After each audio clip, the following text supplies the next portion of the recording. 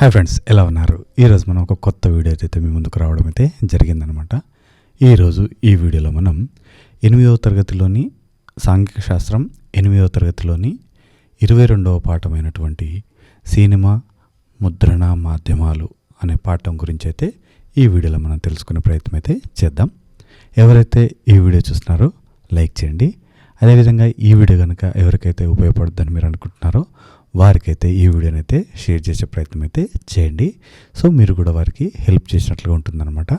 అదేవిధంగా మన ఛానల్ని సపోర్ట్ చేస్తూ సబ్స్క్రైబ్ చేసుకోండి. ఇలాంటి వీడియోస్ అయితే నేను చాలా తీసుకురావడం అయితే జరుగుతుందన్నమాట. సో ఎవరైతే ఇంకా మన ఈ టెక్స్ట్ బుక్ రీడింగ్ వీడియోస్ చూడలేదో ఒకసారి మన ప్లేలిస్ట్లో ఓపెన్ చేసి అయితే చూసే ప్రయత్నం అయితే చేయండి. అందులో 6వ తరగతి, 7వ తరగతి, 8వ తరగతి, 9వ తరగతి, 10వ తరగతి కూడా చేయడం జరుగుతుందన్నమాట. సో అన్ని తరగతులకు సంబంధించిన వీడియో క్లాసెస్ అంటే text book reading video classes అయితే అన్నీ అయితే ఉండడం అయితే జరిగింది. చూసే ప్రయత్నం అయితే చేయండి. సో ఓన్లీ సాంఖ్యశాస్త్రం సంబంధించిన వీడియోసే కాకుండా ఎవరైతే డిఎస్సికి ప్రిపేర్ అవుతున్నారో దానికి సంబంధించిన పిఐఈ సైకాలజీకి సంబంధించిన వీడియోస్ కూడా మన దగ్గర అయితే అవైలబుల్గా ఉండడం జరుగుతుంది. అదేవిధంగా ఈ టెక్స్ట్ బుక్ రీడింగ్ కంప్లీట్ అయిన తర్వాత ప్రతి లెసన్ నుంచి కూడా నేను బిట్స్ రూపంలో అయితే తీసుకురావడం అయితే జరుగుతుందన్నమాట. సో ఇంకేమాత్రం ఆలస్యం చేయకుండా మనం వీడియోలోకి వెళ్ళిపోదాం.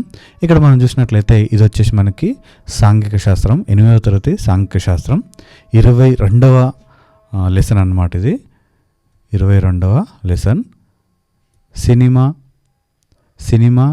ముద్రణ మాధ్యమాలు. ముద్రణ మాధ్యమాలు. ఇక్కడ మనం చూసినట్లయితే లత వేసవి సెలవుల్లో వాళ్ళ తాతగారి పట్టణానికి పోయింది. ముత్తాత రంగయ్యతో కలిసి కొత్తగా విడుదలైన సినిమా చూడాలని అనుకున్నది. సో కానీ రంగయ్యకు ఆరోగ్యం బాగుండకపోవటం వల్ల వాళ్ళు అతని బాల్యం గురించి కబుర్లు చెప్పుకుంటూ కూర్చున్నారు. సో తాతగారి బాల్యంలో సినిమాలు లేవని తెలుసుకుని లత ఆశ్చర్యపోయింది. ఆ కాలంలో నాటకాలు ఉండేవి. జానపద కళాకారులు హరికథ, బుర్రకథ, తోలుబొమ్మలాట వంటివి ప్రదర్శించేవాళ్ళు. సో నాటకాలలో పద్య నాటకాలు, గద్య నాటకాలు ఉండేవి. సో సుదీర్ఘ రంగాలకు పద్య నాటకాలు ఖ్యాతి గడించాయి. రాత్రంతా మెలకువగా ఉండి చూసిన సత్య హరిశ్చంద్ర నాటకం ఈనాటికి రంగయ్యకు బాగా గుర్తుంది. సో భువన విజయం, కన్యాశుల్కం, బొబ్బిలి యుద్ధం, వరవిక్రయం వంటి నాటకాలు కూడా అతడు చూశాడు. అంటే ఆ రోజులలో ఈ నాటకాలు ప్రదర్శించేవారు, అప్పుడు సినిమాలు లేవు కాబట్టి. సో తన పాఠశాల వార్షికోత్సవంలో లత కూడా ఒక నాటకంలో పాల్గొన్నది. ఆమె ఒక నాటక ప్రదర్శన కూడా చూసింది. సో ఆ కాలంలో ప్రధానంగా నాటకాలే వినోద మార్గాలుగా ఉండేవని తెలుసుకుని లత ఆశ్చర్యపోయింది. సో ఇక్కడ ఒకటి మనకి సినిమా పుట్టుక సంబంధించినటువంటి ఒక బాక్స్ ఐటమ్ ఉన్నది, ఒకసారి చూసే ప్రయత్నం చేద్దాం. ఇక్కడ చూసినట్లయితే సినిమా పుట్టుక. భారతదేశంలో సినిమా పుట్టుక 1896 జూలై 7న ముంబైలో వాట్సన్ హోటల్లో ల్యూమియర్ సోదరుల మొదటి బహిరంగ ప్రదర్శనతో జరిగిందని చెప్పవచ్చు. సో ఎప్పుడు జరిగింది అది? 1896 జూలై 7 ముంబై వాట్సన్ హోటల్లో ల్యూమియర్ సోదరుల మొదటి బహిరంగ సభ ప్రదర్శనతో ఇది వెలుగులోకి రావడం జరిగింది. అంచులలో రంధ్రాలు ఉండే సెల్యులాయిడ్ ఫిలిం. అంటే ఇక్కడ మనకి ఒక ఫిలిం ఉంటుంది, ఇలా రీల్ అంటాం మనం. ఈ విధంగా కార్నర్కి చూస్తే ఈ విధంగా మనకి ఆ రీల్ అనేది ఉండడం జరుగుతుంది అనమాట. సో ఈ విధంగా దాన్ని మనం ఫిలిం అని అనడం జరుగుతుంది. అది సెల్యులాయిడ్ ఫిలిం. సో ఉపయోగించి సెకనుకు 10 ఫోటోలు తీయగల కెమెరాను 1887లో ఇంగ్లాండ్కు చెందిన విలియం ఫ్రిస్ గ్రీన్ రూపొందించాడు. పొడవైన ఫిలిం రీలను మధ్యలో అంతరాయం లేకుండా ప్రదర్శించగల సినిమా ప్రొజెక్టర్ను 1895లో వుడ్విల్ లాథమ్ కనుగొన్నారు. సో ఒకసారి మనం ఇయర్స్ గుర్తుపెట్టుకునే ప్రయత్నం చేస్తే ఫస్ట్ వచ్చేసి మనకి 1896లో ముంబైలో వాట్సన్ హోటల్లో ల్యూమియర్ సోదరుల వల్ల సినిమా అనేది పుట్టింది అని చెప్పవచ్చు.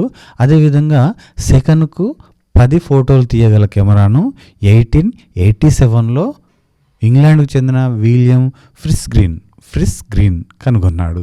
సో పొడవైన ఫిలిం రీలను మధ్యలో అంతరాయం లేకుండా ఒక ప్రొజెక్టర్ను తయారు చేసింది 1895లో. అన్నీ కూడా 1887, 1896, 1895 అన్నీ కూడా 1887, 96, 95లోనే ఉండడం జరిగింది. సో ఇది మీరు గుర్తుపెట్టుకునే ప్రయత్నం అయితే చేయండి. 1-2 సార్లు అడిగిన సందర్భాలు కూడా ఉండడం జరిగిందనమాట. అంటే సెకనుకు 10 ఫోటోలు తీయగల కెమెరాను ఎవరు కనిపెట్టారు అని అడగడం జరిగింది, గుర్తుపెట్టుకోండి.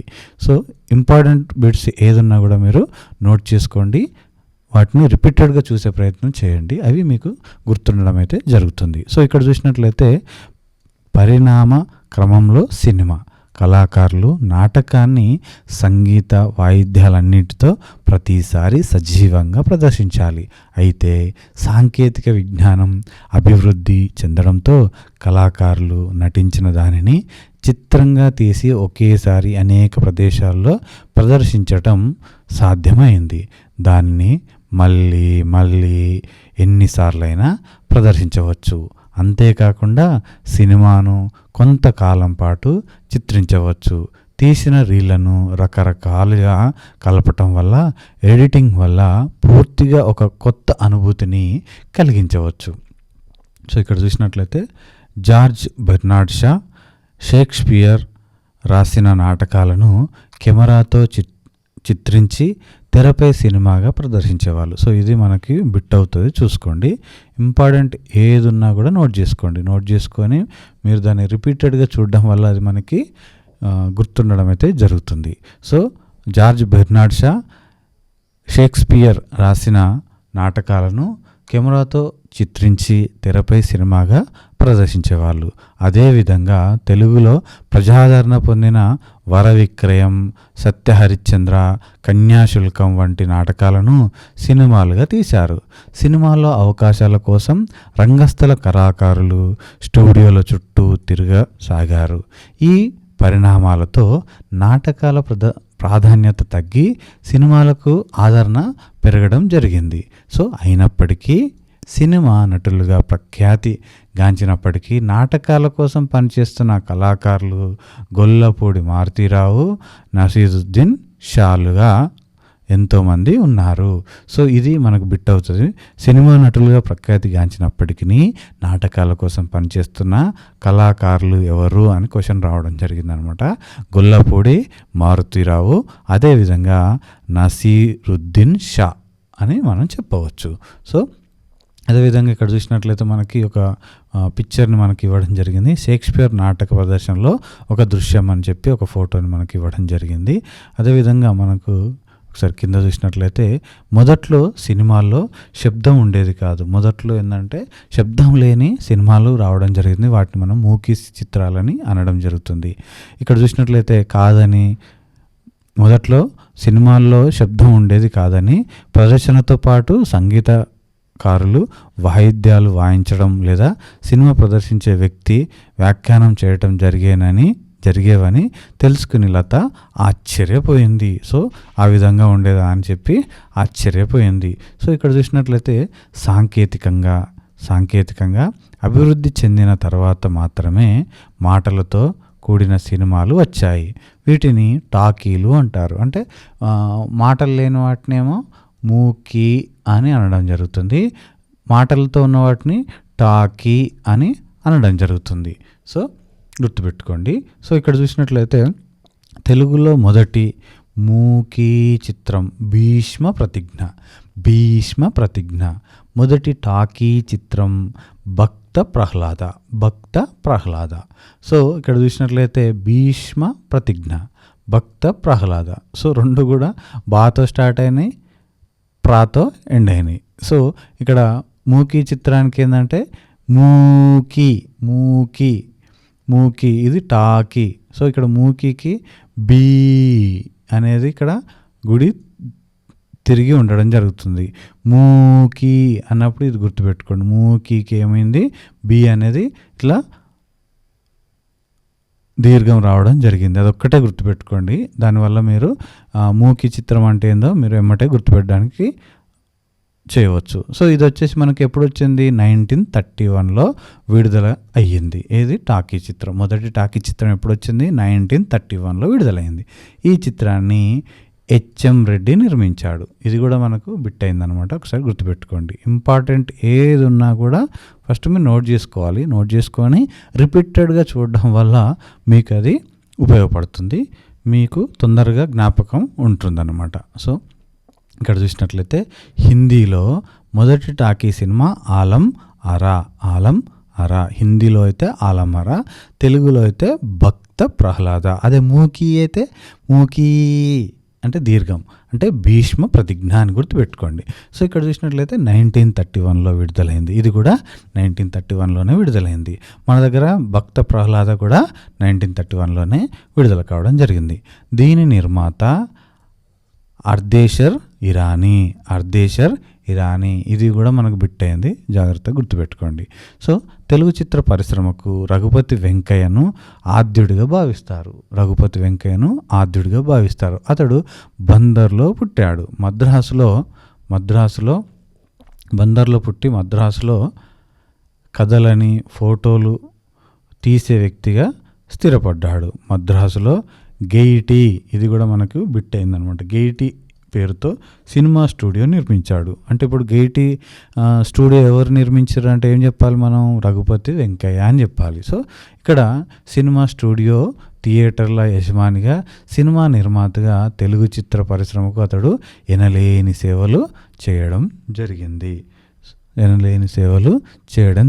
సో ఇక్కడ చూసినట్లయితే కాబట్టి ఆంధ్రప్రదేశ్ ప్రభుత్వం నంది బహుమతులతో పాటు తెలుగు చిత్ర పరిశ్రమకు గణనీయమైన సేవలు చేసిన వాళ్లకు ప్రతి సంవత్సరం రఘుపతి వెంకయ్య అవార్డును ఇస్తుంది. సో దీన్ని రీసెంట్గా గద్దర్ అవార్డుగా తెలంగాణ ప్రభుత్వం మార్చడం జరిగింది. ఒకసారి గుర్తుపెట్టుకోండి. సో ఇక్కడ చూసినట్లయితే సినిమా వినోద రూపం. సో సినిమా కంటే ముందు జానపద కళలు, జానపద నృత్యాలు, సాంప్రదాయ నృత్యాలు, సంగీతం, నాటకం వంటి అనేక వినోద రూపాలు ఉండేవి. కాలక్రమంలో వినోదానికి సినిమా ప్రధాన రూపంగా మారింది. సో సినిమాలో పాటలకు తగినంత ప్రత్యేక ప్రజాదరణ ఉంది. ఇంతకుముందు రేడియో, ఇప్పుడు టీవీ, సినిమా పాటలను విడిగా ప్రసారం చేస్తున్నాయి. సో సినీ నటులంటే ప్రజల్లో ఎంతో అభిమానం ఉంది. అభిమాన సంఘాలు ఏర్పడ్డాయి. సినిమాల్లోకి జనాదరణ పొందిన సంభాషణలు రోజువారీ జీవితంలో భాగమయ్యాయి. నటీనటుల వేషధారణ, కేశాలంకరణను ప్రజలు అనుకరిస్తున్నారు. సో టెలివిజన్ రాకతో సినిమాలు చూడడానికి సినిమా హాళ్ళకే వెళ్ళవలసి పని లేకుండా పోయింది. సో సినిమాలు, సినిమా పాటలు, సినిమా వార్తలు ప్రసారం చేయడానికి ప్రత్యేక ఛానళ్ళు లేదా ప్రత్యేక కార్యక్రమాలు ఉండడం జరిగింది. సో ఇక్కడ మనం చూసినట్లయితే సినిమా స్వతంత్ర ఉద్యమం 1938, 1939లో విడుదలైన మాలపిల్ల, దీని మీద కూడా మనకు బిట్టు రావడం జరిగింది. సో ఇంపార్టెంట్ ఏది ఉన్నా కూడా మీరు నోట్ చేసుకోండి.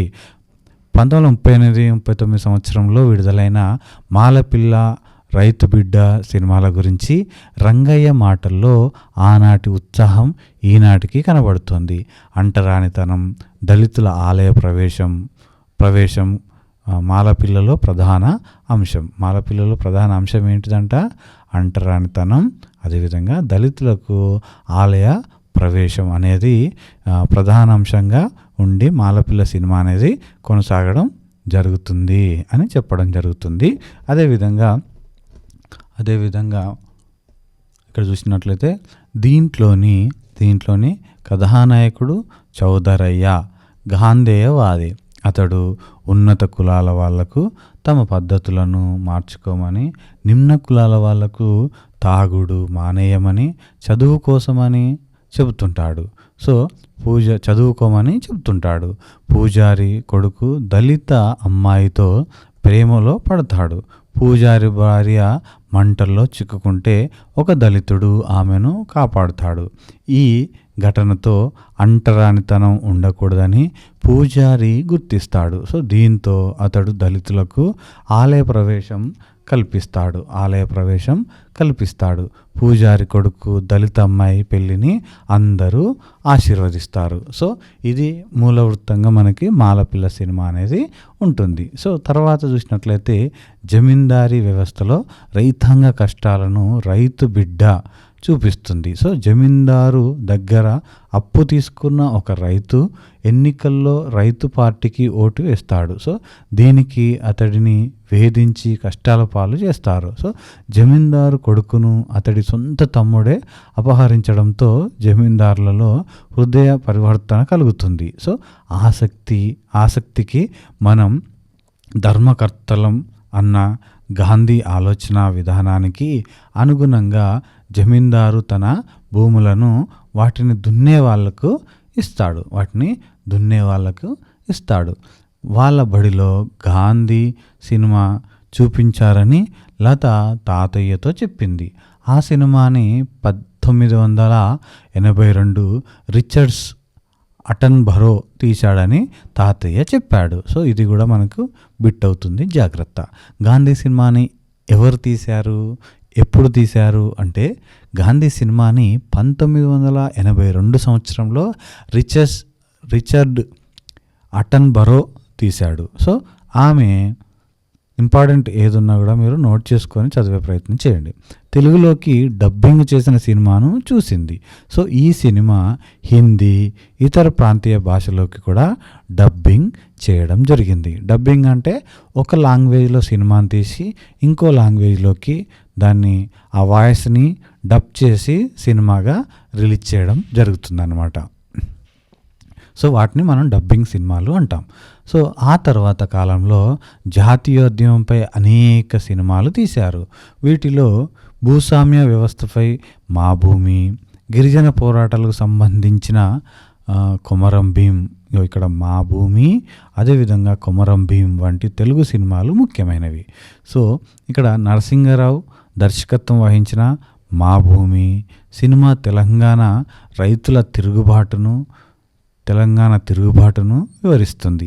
సినిమా ప్రధాన పాత్ర దారి అయిన రామయ్య యొక్క తండ్రి 50,000 ఎకరాల జమీందారు వద్ద జీతగాడిగా ఉంటాడు. రామయ్య హైదరాబాద్కు వలస వెళ్ళి ఒక కర్మాగారంలో ఉద్యోగిగా చేరుతాడు. సో అక్కడ కమ్యూనిస్ట్ నాయకులతో పరిచయం ఏర్పడి స్నేహం పెరుగుతుంది. ఈయన రష్యా విప్లవంతో అక్కడ వచ్చిన మార్పుల గురించి తెలుసుకుంటాడు. సో తరువాత తన గ్రామానికి వెళ్ళి భూస్వామ్య విధానానికి వ్యతిరేకంగా పోరాటం చేయాలని నిర్ణయించుకుంటాడు. సో సాయుధ పోరాటం ద్వారా నిజాం పాలనకు ముగింపు పలికే ప్రయత్నం చేస్తుండగా హైదరాబాద్ భారత్లో విలీనమైనందున భారత సైన్యం సాయుధ పోరాటాన్ని అణచివేసే సందర్భాల్లో రామయ్య అమరుడవుతాడు.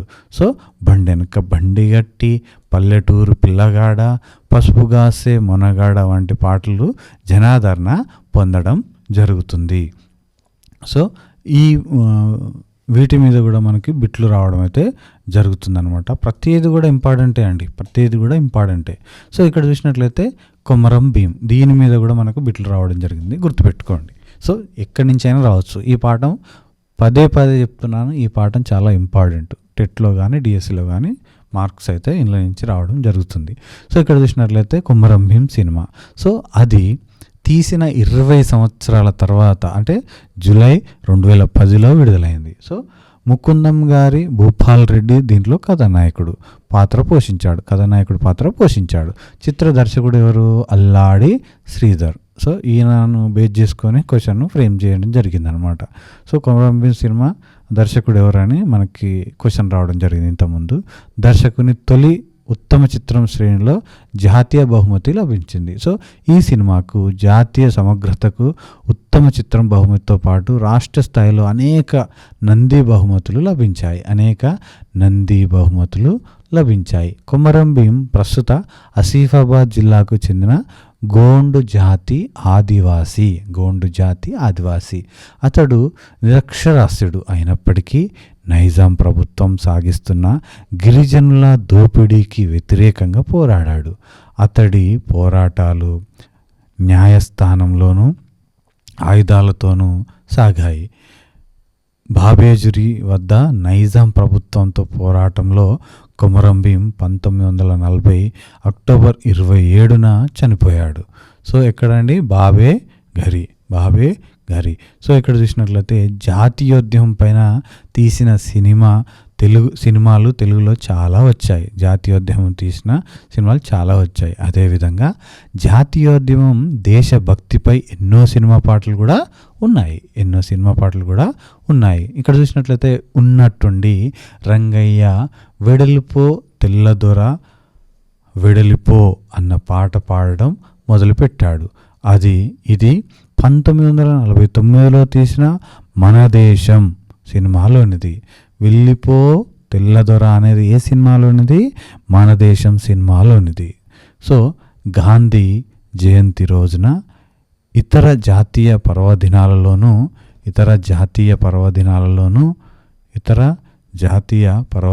రోజు ఇక్కడ బడిలో వినిపించే భలే తాత మన బాపూజీ అన్న పాటను లత పాడింది. ఇది కూడా మనకు బిట్ అవుతుందండి, చాలాసార్లు అడిగారు. ఇది వచ్చేసి మనకి ఈ పాట 1955లో తీసిన దొంగ రాముడు అన్న సినిమాలోనిది అని తాతయ్య ద్వారా లత తెలుసుకుంది. సో ఇక్కడ చూసినట్లయితే సమాజంపై సినిమా ప్రభావం. సమాజం కళలను తద్వారా సినిమాను ప్రభావితం చేస్తుంది. సినిమా తిరిగి సమాజాన్ని ప్రభావితం చేస్తుంది అన్నది కూడా నిజమే. సరికొత్త సినిమాలను బట్టి బట్టలు, కేశాలంకరణ, రీతులు మారుతుంటాయి. సో సంభాషణలు, పాటలు, నటీనటుల హావభావాలను ప్రజలు అనుకరిస్తుంటారు. సో వివిధ కథానాయకులు, నాయకులకు అభిమానులు ఎక్కువ, అభిమాన సంఘాలు కూడా ఎక్కువ. ఇతర రంగాలలో వ్యక్తులకు, క్రీడాకారులకు ఇంతటి అభిమానులు లేరు. సో సినిమాలు సమాజంలోని వ్యక్తుల భావాలను, అభిప్రాయాలను ప్రభావితం చేయగలుగుతాయి. దేశభక్తి, భూమి కోసం పోరాటాలు, అదేవిధంగా ప్రతికూలతలకు ఎదురొడ్డి నిలిచిన నిజ జీవిత వ్యక్తులు, అవినీతిపై పోరాటం వంటి అంశాలతో అనేక సినిమాలు ఉన్నాయి. అయితే సినిమాల వల్ల అనేక చెడు ప్రభావాలు కూడా ఉన్నాయి. సినిమాలలో మహిళలను చూపించే విధానం వల్ల సమాజంలో మహిళల పట్ల వివక్షత పెరుగుతుంది. సో పొగ తాగటం, మద్యం సేవించడం, సినిమాల్లో హీరోచిత దృశ్యాలుగా చూపించటం వల్ల యువ వయస్సులపై అవి ముద్ర వేస్తాయి. సో ఇక్కడ చూసినట్లయితే చాలా సినిమాల్లో హింస, అసభ్యకర దృశ్యాలు ఎక్కువ అవుతున్నాయి. దొంగతనం, హింసాత్మక చర్యలకు పాల్పడి పట్టుబడిన బాల నిరస్తులు ఫలానా సినిమా చూసి తాము ప్రభావితమయ్యామని చెప్పిన సందర్భాలు ఉన్నాయి. హింస ఎక్కువ పాలుగా ఉన్న సినిమాలు చూసే పిల్లలు హింసాత్మకంగా మారవచ్చు. సో లేదా సమాజంలోని హింసకు ఎటువంటి స్పందన లేకుండా ఉండవచ్చు. సో ఇక్కడ చూసినట్లయితే సమాజంలోని రాజకీయ, సామాజిక అంశాలపై అనేక డాక్యుమెంటరీ సినిమాలు కూడా ఉన్నాయి. ఇక్కడ చూసినట్లయితే ఒక పరిశ్రమగా సినిమా సంవత్సరంలో సగటున అంటే డబ్బింగ్ సినిమాలతో సహా మనం ఎంతమంది చెప్పుకున్నట్లు ఒక లాంగ్వేజ్లో సినిమాని తీసి వేరే లాంగ్వేజ్లలో దాన్ని కన్వర్ట్ చేసి అంటే వాయిస్నిచ్చి సినిమాని రిలీజ్ చేసినట్లయితే వాటిని మనం డబ్బింగ్ సినిమాలు అంటాము. సో వాటితో సహా అన్ని కలుపుకొని 200 సినిమాలతో అత్యధిక సినిమాలు నిర్మించే ఘనత తెలుగు చిత్ర పరిశ్రమకే ఉంది. అంటే 200 సినిమాలకు పైగా రిలీజ్ చేయడం జరుగుతుందన్నమాట. సో మొదట చెన్నైలో ఉన్న పరిశ్రమ ప్రభుత్వ ఉత్సాహంతో హైదరాబాద్కు మారింది. సో ఇంతకుముందు ఎక్కడ ఉండేదండి? చెన్నైలో ఉండేది. తర్వాత ఎక్కడికి మారింది? హైదరాబాద్కు చిత్ర పరిశ్రమ అనేది మారడం జరిగింది. ఎవరు ప్రోత్సాహం? ప్రభుత్వ ప్రోత్సాహంతో.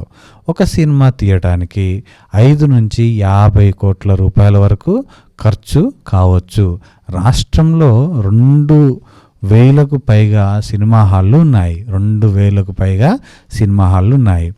సినిమా తయారీలో నేరుగా, ప్రదర్శనలో పరోక్షంగా సినిమా రంగం వేలాది మందికి ఉపాధిని కలిగిస్తుంది. సో పత్రికా రంగం గత తరగతుల్లో మీరు ముఖ్యమైన పుస్తకాల గురించి తెలుసుకున్నారు. మొదట్లో ప్రజలు తాటి ఆకులు, బెరడు, గుడ్డ వంటి వాటిపై రాసేవారు. 11వ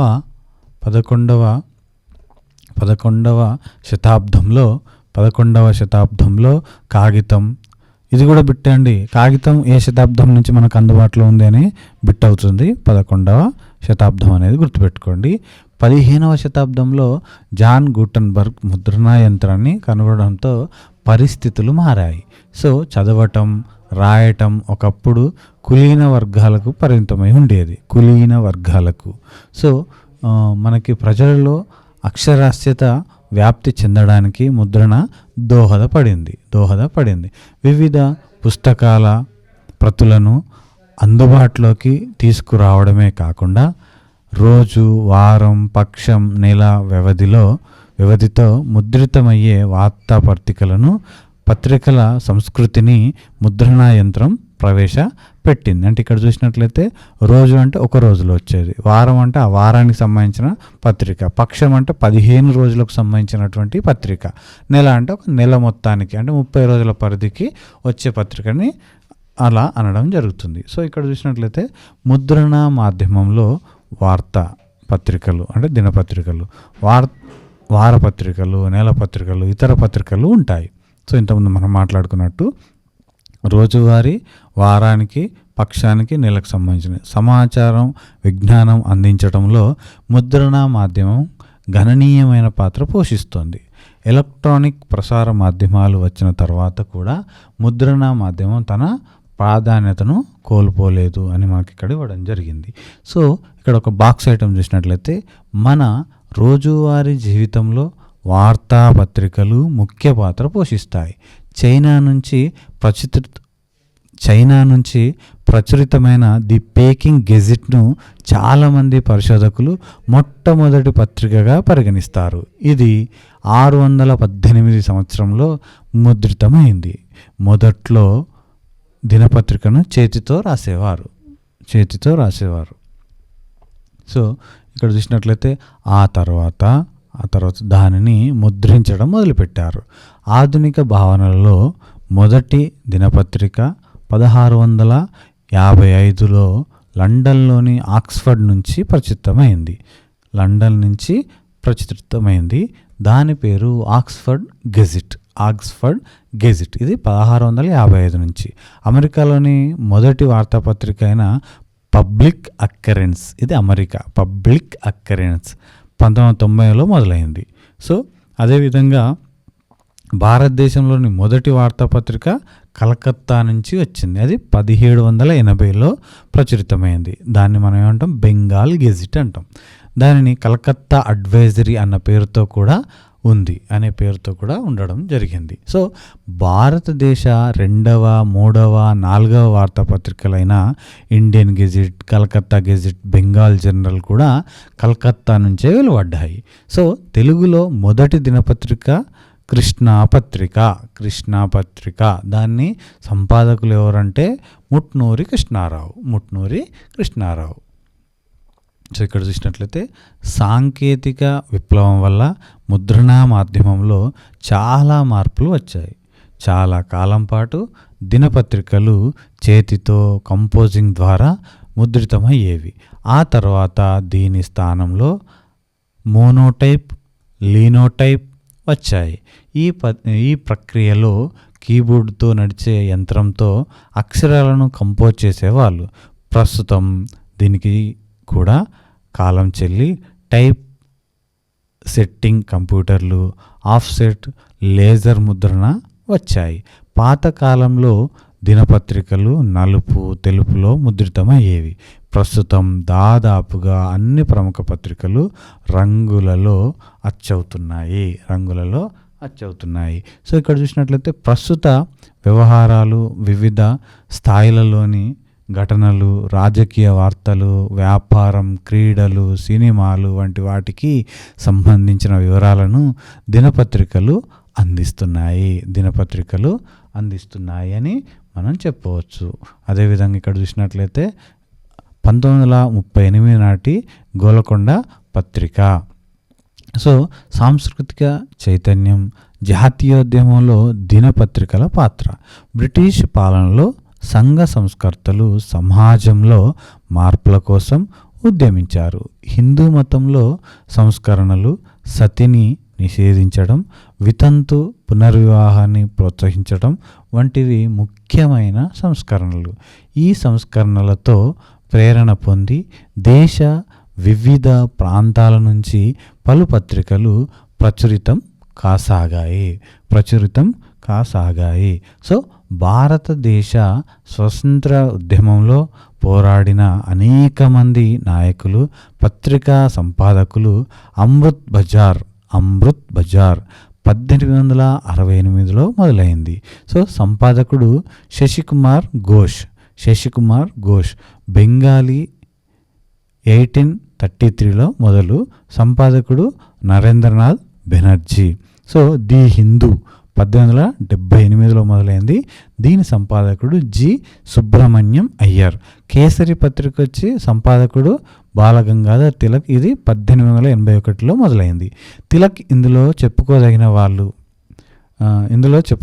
వాళ్ళు ఈ పత్రికల సంపాదకులు తమ భావాలను, దృక్పథాలను ఈ పత్రికల ద్వారా ప్రచారం చేశారు. సో భారతీయుల్లో జాతీయతాభావాన్ని పెంపొందించడంలో వార్తాపత్రికలు ప్రముఖ పాత్ర పోషిస్తాయి. ముట్నూరి కృష్ణారావు సంపాదకత్వంలోని కృష్ణ పత్రిక గురించి క్లుప్తంగా ఇంతకుముందు అధ్యాయాలలో తెలుసుకున్నాం. సో ఇక్కడ చూసినట్లయితే నిజాం పరిపాలనలో భాగస్వాములు, జహగీర్దారులు హైదరాబాద్ స్టేట్లోని ప్రజలకు కలిగి ఉన్న బాధల పట్ల ప్రజలను చైతన్యం చేయుటకు ఆంధ్ర మహాసభ వెట్టి చాకిరీ రద్దు అనే కరపత్రాన్ని ముద్రించింది. తెలంగాణలోని కొన్ని ముఖ్యమైన పత్రికలు మరియు ప్రచురణ సంస్థలు అప్పటి నల్లగొండకు చెందిన శబ్దవీసు వెంకట రామనరసింహారావు సంపాదకత్వంలో వెలువడిన నీలగిరి పత్రిక అప్పటి వరంగల్ జిల్లాలోని ఇనగుర్తి నుండి వద్దిరాజు సోదరులచే వెలువడిన తెలుగు పత్రిక. సో ప్రజలలో జాతీయ భావాలను కలిగించే ఉద్దేశంలో సూరవరం ప్రతాపరెడ్డి సంపాదకత్వంలో వెలువడిన గోల్కొండ పత్రిక. వీటి గురించి కూడా మనకి బిట్ అనేది రావడం జరిగింది. ప్రతి టెట్లో వీటికి సంబంధించిన ఒక బిట్ అయితే రావడం జరుగుతుంది. రీసెంట్గా అయితే గోల్కొండ పత్రిక గురించి రావడం జరిగింది. మద్దుమల నరసింహారావు రైతు సమస్యలకు వెలుగులోకి తెస్తూ సంపాదకత్వం వహించిన ఉర్దూ పత్రిక ఏంటిది? రయ్యత్. మద్దుమల నరసింహారావు రయ్యత్ దేనికోసం వచ్చింది? ఇక్కడ చూసినట్లయితే రైతు సమస్యలను వెలుగులోకి తీసుకొస్తూ వెలువడిన సంపాదకత్వంలో వెలువడింది రయ్యత్ పత్రిక మొదలైనవి. నిజాం నియంతృత్వ పాలనను, భూస్వాముల గుండాయిజాన్ని విమర్శిస్తూ ఇమ్రోజ్ పత్రికలో షోయాబుల్లా ఖాన్